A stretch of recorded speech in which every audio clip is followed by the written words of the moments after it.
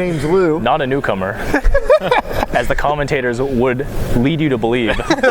Drew Miles and Justin Miller. Now, of course, you're taking a dig at, you won a Baltimore Team Open last year. Yeah, and it was not recognized. Recognize me. Stop. Leave him alone. I'm joking. Don't hurt me. We'll talk about the two matches we did get to see on camera there in the finals. Yep. A crazy game 3 against double ROC champion, and you were sitting there, I saw you thinking, spinning, trying to figure out the way to beat that. Yeah.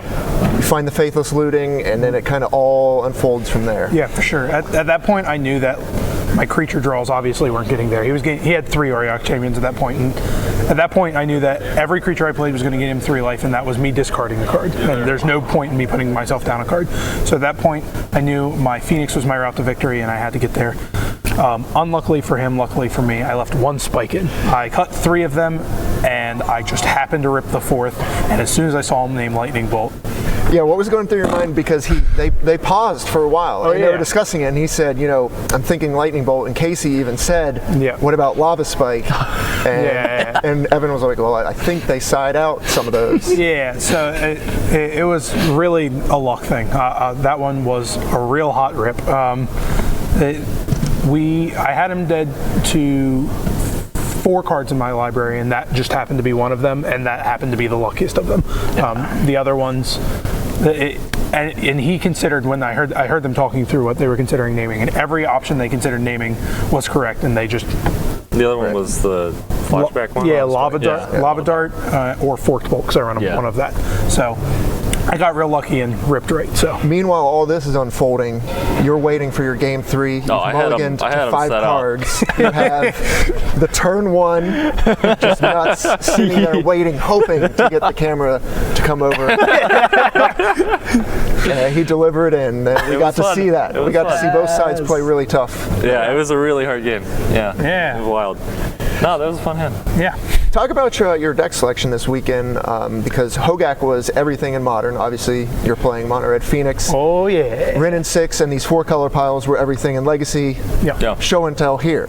Yeah. And of course, you're playing a Bant pile like many other people this weekend. Yeah. Escape but we'll start on these 2 here. Yeah, you can go first. So I've played a lot of Legacy. I've played Delver decks. I've played some of the blue control decks. I played Miracles every once in a while.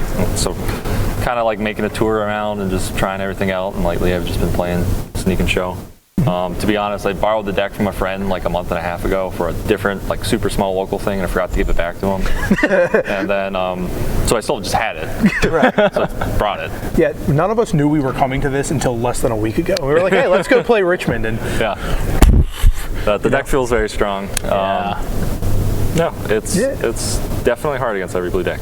The Mox Diamonds are good to see. And it's pretty nice when a lot of the people who are aiming to beat up the Delver decks are these Merit Lage decks, and you're pretty good against those. Yes. Yeah. It's very fast matches. All right, what about the Phoenix deck? So, believe it or not, I'm a blue-white player at heart.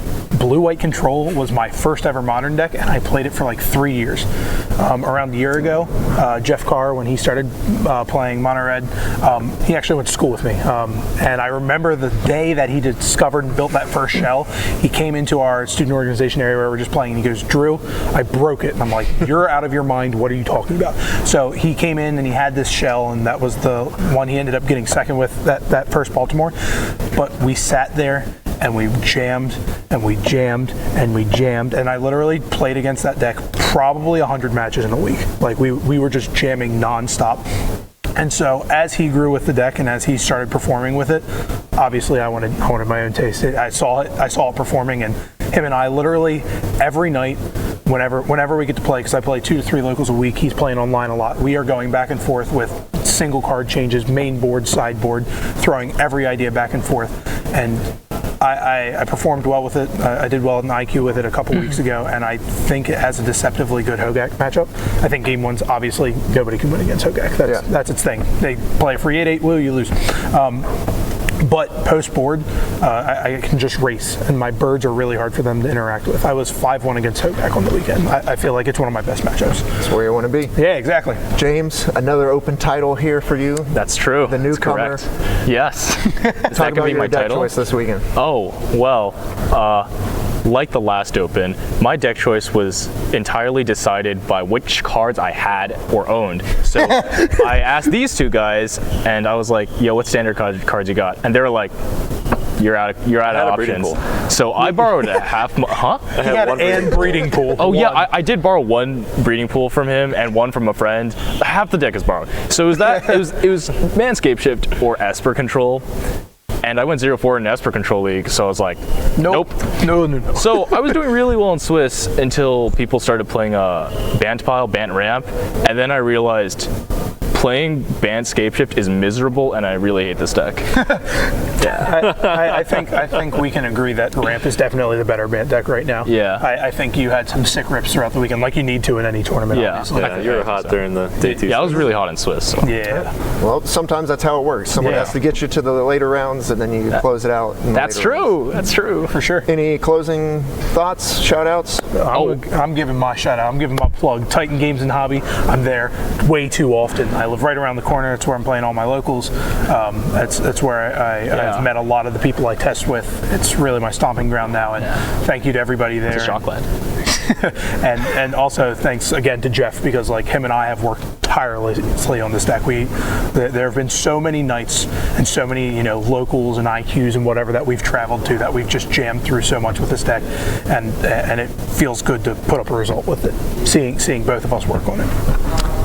I want to give a shout out to I want to give a shout out to Alex Frizola and Roshan Ipin. Hopefully we'll team again in the future. Thanks, David. I'll get your deck back sometime. All right, congrats, guys. We're going to send it back over to Craig and Brian to close it out here in Richmond. Thank you.